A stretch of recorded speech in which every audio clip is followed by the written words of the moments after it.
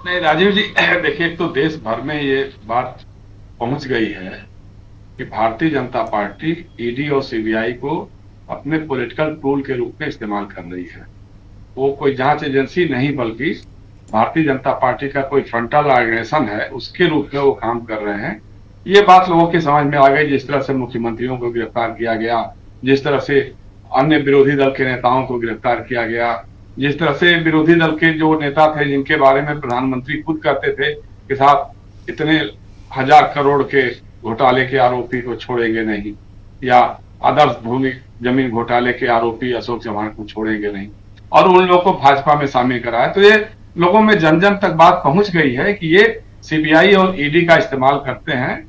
और उसके बाद देखिए चुनाव जब हुआ तो जिस तरह से वो नीचे आ गए, 240 पे सिमट गए, तो लोगों को ये उम्मीद लगी थी कि शायद अब इनका रुख थोड़ा बदलेगा और अब ये थोड़ा जन कल्याण की तरफ या देश के आर्थिक प्रगति विकास के लिए अब काम करेंगे, शुरू करेंगे। और राजनीतिक विरोधियों के खिलाफ जो बैर की भावना है, बदला सधाने की भावना है, उससे थोड़ा सा हटेंगे। लेकिन नहीं हटे। अब जिस तरह से अभी भी हरियाणा विधानसभा का चुनाव होने वाला है और हरियाणा में कांग्रेस के कई नेताओं के यहाँ छापे, कभी गिरफ्तारी, कभी कुछ कुछ हो रहा है, उनके समर्थकों के यहाँ हो रहा है, लगातार कुछ न कुछ। हम कह रहे हैं देखो, अगर कोई भ्रष्ट है, बेईमान है, आप गिरफ्तार करिए, आप उसकी जांच करिए, उसके यहाँ छापे डालिए, कोई ये नहीं। लेकिन जो जिसको आपने कहा कि भ्रष्टाचार सबसे बड़ा भ्रष्टाचारी है, उसको आपने मुख्यमंत्री बना दिया, उसको आपने उप मुख्यमंत्री बना दिया, उसको आपने 2 दिन के बाद राज्यसभा के मेंबर बना दिया। तो ये कैसा है, कैसे हो सकता है ये? तो इसलिए ये है। अब राहुल गांधी को कहीं न कहीं से ये सूचना जरूर मिली होगी। उन्होंने तो कहा भी था कि ईडी के सूत्र बता जी। रहे हैं कि साथ छापा पड़ने वाला है और मैं उनका चाय और बिस्कुट से स्वागत करूंगा। तो राहुल गांधी देखिए, जैसे होता ना, तप करके जो सोना बनता है, वो आज की राहुल गांधी है। जिस तरह से यात्राएं देश भर की राहुल गांधी ने की, जिस तरह से लगातार राजनीतिक हमलों का, चाहे सोशल मीडिया पे हो, चाहे टीवी चैनलों पे हो, चाहे संसद के अंदर हो, और उसका उन्होंने मुकाबला किया और बहुत ही संयत भाव से। कभी हमने उनको उत्तेजित होते हुए बहुत कम देखा। अगर उत्तेजना की बात भी आई होगी तो थोड़ा हंसते फुल्के, हल्के फुल्के अंदाज में ही कहा होगा। तो ये सब चीजें हैं। इसलिए अभिषेक मनु सिंह भी ठीक कह रहे हैं। भाई आप देखिए, इस देश ने इंदिरा गांधी की गिरफ्तारी को भी देखा है। जो इंदिरा गांधी आपातकाल की खलनायिका के रूप में साबित हुई थी और चुनाव कांग्रेस और इंदिरा जी और संजय गांधी भी हार गए थे, उसके बाद जब जनता पार्टी की सरकार ने उनको गिरफ्तार करवाया, उसके बाद 1980 का चुनाव हुआ, क्या हुआ? वो हीरो के रूप से उभर करके आई और जनता पार्टी का कहीं नामो निशान नहीं रह गया। तो एक वो एक अलग कंडीशन हो सकती है। और राहुल गांधी पे तो अभी मतलब विपक्ष के किसी भी आदमी पे कोई आरोप पुष्ट नहीं हो रहा है। कहीं कोई सबूत मिल नहीं रहा है जो चस्पा कर सके कि हाँ भाई ये है, ये इन्होंने करप्शन किया है, ये पैसा यहां से गया, वहां गया, या इस बैंक से गया, इस बैंक में आया, या ये नकदी का ये वीडियो है जो नकदी दे रहे थे, ले रहे थे, ये सब। तो कहीं ना कहीं कुछ तो होना चाहिए, चाहे अरविंद केजरीवाल के मामले में हो, चाहे हेमंत सोरेन के मामले में हो, चाहे राहुल गांधी या कांग्रेस के अन्य नेताओं के बारे में हो। तो ऐसा कोई सबूत अभी तक तो पेश नहीं कर सका है ईडी और सीबीआई। और ईडी के बारे में तो कुख्याति है, पूरी दुनिया में ऐसी कोई जांच एजेंसी नहीं होगी जिसका सक्सेस रेट 0.4% हो। जी। तो ऐसी ईडी एजेंसी और जांच करे और पूछताछ करे, उसका मतलब क्या है? तो मजाक का विषय है। अब सवाल यह है कि थोड़ा सा गंभीरता लानी होगी अपोजिशन के लोगों को भी। और जिस तरह की बात अभी हो रही थी, देखिए बहुत गंभीर बात बोली थी अनुराग ठाकुर ने, अभी शकील भी कह रहे थे। एक ऐसा नैरेटिव सेट कर दिया गया है पूरे देश भर में, सोशल मीडिया पे, टीवी चैनलों पे आ रहा है कि साहब जाति कैसे पूछ ली, और जाति पूछ ली तो जाति बताने में क्या हर्ज है? जाति कतई नहीं पूछी। एक बार फिर से अनुराग ठाकुर के वीडियो को सुनना चाहिए। उसमें एक बार उन्होंने नहीं कहा कि आपकी जाति क्या है। उन्होंने कहा कि जिसकी जाति का पता नहीं वो गणना की बात कर रहे हैं। आप समझते हैं, यूपी बिहार पता नहीं, हिमाचल में लोग हम क्या कहते नहीं मालूम है। यूपी और बिहार में मां की गाली है, इसकी तो जाति का ही पता नहीं है, कौन इसका बाप है इसका पता नहीं, ये इस तरह की गाली होती है। तो इस पर जो विपक्ष, और उससे बड़ी बात प्रधानमंत्री नरेंद्र मोदी ने उसको ट्वीट करके कह दिया कि साहब इनके भाषण को सुना जाए, जबकि वो एक्सपंज कर दिया था चेयर ने उसको स्पंज किया था और उसको उन्होंने कर दिया, तो प्रिविलेज का मामला बनता है।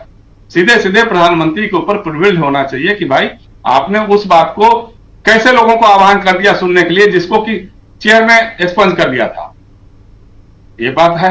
दूसरा ये कि अनुराग ठाकुर जिस ढंग से भाषण कर रहे थे यूपीए सरकार के दौरान, जो तथाकथित घोटालों की फहरिस्त गिना रहे थे, उसमें एक भी घोटाला प्रूव नहीं हुआ, सभी अदालतों ने उसको सभी को रद्दी ठोकरी में डाल दिया। तो कांग्रेस के लोगों का यह फर्ज बनता था, अभी भी बनता है, कि अनुराग ठाकुर के खिलाफ मुकदमा करेंगे। जिस मामले में कोई दोषी साबित नहीं हुआ, चाहे वो यूपीए गवर्नमेंट में मंत्री रहे हों, चाहे जो राजा से लेकर के जितने भी लोग रहे हैं, किसी के खिलाफ तो प्रूव नहीं हुआ, लेकिन वो संसद में इस तरह की बात कर रहे हैं, भाषण कर रहे हैं, कह रहे हैं साहब ये घोटाला, ये घोटाला, ये घोटाला, ये सारे नाम गिना रहे हैं।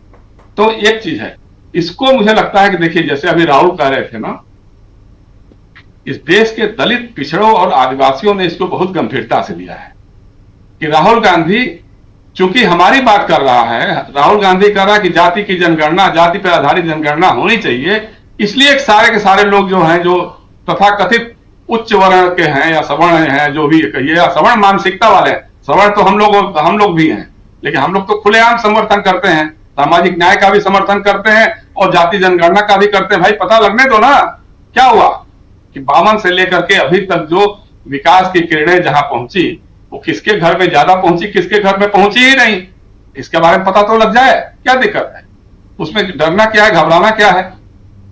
लेकिन अब उसको इशू बना। अब देखिए, जैसे बात हो रही थी ना, आपने कहा था कि साहब ये सरकार 15 अगस्त को तो मोदी जी झंडा फहराएंगे, उसके बाद क्या होगा? देखिए, उनकी सरकार एक कमजोर बैसाखी पे टिकी हुई है। अभी बात हो रही थी एनडीए के अंदर जो बिकरिंग शुरू हो रही है, चाहे वक्फ बोर्ड के नाम पर हो रही हो। अभी आज मैं देख रहा था कि अनुप्रिया पटेल उत्तर प्रदेश में कहीं भाषण कर रही थी कि जाति की जनगणना तो होनी ही चाहिए, कहते ही होनी चाहिए। अब बताइए, अब अनुराग ठाकुर पूछे उनसे कि उनकी जाति क्या है, तो उनके अंदर जो केंद्र सरकार में मंत्री है वो भी कह रहा है कि नहीं, जाति जनगणना होना चाहिए। वो चूंकि अपना दल के नेता है, एनडीए के घटक दल के नेता है। तो ये सारी चीजें हैं राजीव जी। और जैसे अभी महाराष्ट्र के बारे में बात कर रहे थे हम, मुझे रमेश चंथला का बयान बहुत ही सूझबूझ भरा लगा। वो बार बार उनको प्रोवोक कर रहा था करेस्पॉन्डेंट अपने ढंग से कि साहब कांग्रेस कितनी सीटों की लड़ेगी, तो कांग्रेस सबसे बड़ी पार्टी है। लेकिन वो बार बार कहते रहे कि भाई ये महाविकास अघाड़ी का मामला है, जब सीटें तय करेंगे तब तय कर लेंगे, आपको इतनी चिंता क्यों है? तो इसलिए बेफिक्र रहिए। तो असल बात यह है कि इनकी परेशानियां बढ़ेंगी जब महाराष्ट्र, झारखंड और हरियाणा विधानसभा के चुनावी नतीजे आएंगे। अगर यही सूझबूझ इंडिया अलायंस के घटक दलों में झारखंड में भी बन जाती है, हरियाणा में तो मेरे ख्याल से कोई अभी अलायंस की बात है नहीं, लेकिन अगर महाराष्ट्र और झारखंड में बन जाती है तो मुझे लगता है कि भाजपा जो है बहुत बुरी हालत में पहुंचने वाली है, इससे कहीं दो राय नहीं है। क्योंकि जिस ढंग के इशूज, मतलब जो उम्मीद थी कि 240 पे जो जनादेश मिला कि भाई आप संभल करके काम करिए, ठीक ठाक काम करिए, ये सब हिंदू मुसलमान और पाकिस्तान और ये सब मंदिर मस्जिद, इन सब मुद्दों से थोड़ा हट के बात करिए, लेकिन घूम फिर करके वहीं पे चले आते हैं। और आप देखिए कि उत्तर प्रदेश में ये घटना अयोध्या में हुई है, बहुत दुखद और दुर्भाग्यपूर्ण घटना है, बहुत अमानवीय घटना है, इसमें कहीं कोई दो राय नहीं। लेकिन सिर्फ उसमें किसी मुसलमान का नाम जुड़ा हुआ है। अब वो प्रूफ है नहीं है, अभी तक आरोप है। उस आरोप पे आपने बुलडोजर चला, पूरा सोशल मीडिया, पूरा मीडिया उसी पर लगा हुआ है कि साहब अयोध्या के राजा और अयोध्या में क्या हो रहा है, अयोध्या में क्या हो रहा है। भाई बनारस हिंदू विश्वविद्यालय में क्या हुआ? आईआईटी की छात्रा जो थी, उसके साथ भारतीय जनता पार्टी के आईटी सेल के 3 पदाधिकारियों ने बलात्कार किया, उनके घर बुलडोजर गया क्या? अभी जौनपुर में भाजपा के ही किसी नेता की बच्ची के साथ कुछ ऐसी घटना हुई है, हरदोई में हुआ है। रोज ऐसी घटना है उत्तर प्रदेश के किसी न किसी कोने से, बरेली से, कहां से रोज ऐसी घटनाएं आ रही हैं जहां पे बच्चियों के साथ बलात्कार, दुराचार और इस तरह की घटनाएं हो रही हैं। तो वहां तो कभी, अच्छा ये भी है कि जैसे वो तीर्थ स्थल बन गया है भाजपा नेताओं का, जा जाकर के उनके घर जाना। और पहली बात तो है कि जो पत्रकारिता के जो मान्य मानदंड हैं, आप बलात्कार पीड़ित या उनके परिवार को एक्सपोज नहीं करने होंगे, वो सारा कर रहे हैं। वो रोज जा जाकर के उनके घर पे ये फला जाति की है, ये फला है, ये ऐसा है, ये सारी चीजें हो रही हैं। तो इस नैरेटिव को जनता ने जो रिजेक्ट कर दिया था, अब मुश्किल है कि भाजपा उसी पे आगे चली जा रही है। अगर वाकई राहुल गांधी की गिरफ्तारी होती है या उनसे पूछताछ होती है, हालांकि ऐसी उम्मीद मुझे नहीं लगती है, क्योंकि जो माहौल बन गया उस माहौल में इतनी हिम्मत अब इनके पास नहीं रह गई है। लेकिन रामधारी सिंह दिनकर ने कहा ना कि सब जब नाश मनुष्य पर छाता है पहले विवेक मर जाता है, तो हो सकता है करें, ये भी करने का अच्छी बात है, ये करने तो बहुत ही अच्छी बात है, राहुल गांधी को गिरफ्तार कर लें, क्योंकि वो सच बोल रहा है। वो आदमी, वो संसद से लेकर के सड़क तक वो आदमी सच बोल रहा है। वो आदमी जहां जहां त्रासदी होती है वहां पहुंच जा रहा है, वो उनके लोग के साथ कनेक्ट करता है, जुड़ता है, चाहे वो वायनाड के लोग हों या मणिपुर के लोग हों या कहीं पर भी देश भर में जहां कहीं कुछ ऐसी बात होती है, वहां एक सहारे के रूप में, संबल के रूप में वो जाके खड़े हो जा रहे हैं। तो उससे एक इमेज एक अलग ढंग की बनी है। जो नैरेटिव उन्होंने बनाया था, सेट किया था 10 सालों में, वो सब धीरे धीरे धराशायी हो चुका है। तो अब अगर कुछ भी राहुल गांधी के खिलाफ ये करते हैं, तो इस देश की जनता यही मानेगी कि ये सच बोल रहा था, इनके खिलाफ लगातार लड़ रहा था, डर नहीं रहा था, इसलिए उसको प्रताड़ित करने की कोशिश की जा रही है और ये उनके ऊपर बहुत भारी पड़ेगा। ताबूत में बहुत सारी कीलें भी ठुकेंगी। अब मत चिंता करिए, आखिरी कौन सी होगी ये भी देखने वाली बात होगी, लेकिन मुझे नहीं लगता है कि इतनी हिम्मत ये लोग जुटा पाएंगे, और नहीं जुटा पाएंगे तो फिर वो होगा कि साहब क्यों डर गए। ये बात भी सही है। तो राजीव जी, अभी आने वाले दिन जो है काफी अच्छे रहेंगे, इसमें देखने को बहुत कुछ मिलेगा। अब संसद का जब सत्र चल ही रहा है, तो कल शकील भाई ने बताया ना कि भाई संसद जो भवन नया बनाया है 1200 करोड़ रुपए खर्च करके, मैं तो बता रहा हूं कि जिस समय इसका उद्घाटन किया था उसी समय इसके बेसमेंट में पानी भर गया था, ये हमको मालूम था। उसको लॉक कर दिया गया, कहा किसी को जाने नहीं, यहाँ तक कि सांसदों को भी वहां नहीं जाने दे रहे थे, उस बिल्डिंग में जाने नहीं दे रहे थे। भाई उद्घाटन किस बात का करा लिया था? सिर्फ बाफी वीर सावरकर के जन्मदिन से जोड़ने के लिए।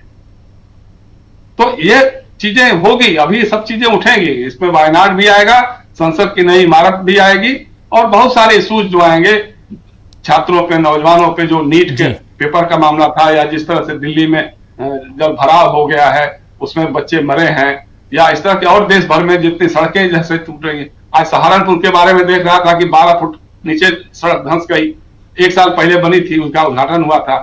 रामपथ का पता ही है कि अयोध्या में जो रामपथ बनाया था वो 65 करोड़ रुपए पर किलोमीटर के रेट से बनाया था, वो धंस गई। तो जो जो हो बिहार में जितने पुल गिर गए, धंस गए, वो सारी बातें मुझे लगता है कि इस बार संसद में इनको बेचैन करके रखेगी और सवाल कहीं ना कहीं से ये सारे उठेंगे। जी राजीव, बिल्कुल आप सही कह रहे हैं, संसद में बहुत सारे सवाल उठने हैं। जरा एक बार फिर से शकील जी आपके पास आना चाहता हूं, कैसे और क्या क्या आप, हालांकि पहले वक्तव्य में आप संसद की बात बता भी रहे थे कि कल 5 तारीख है और कल से कल राहुल गांधी होंगे सदन में और बहुत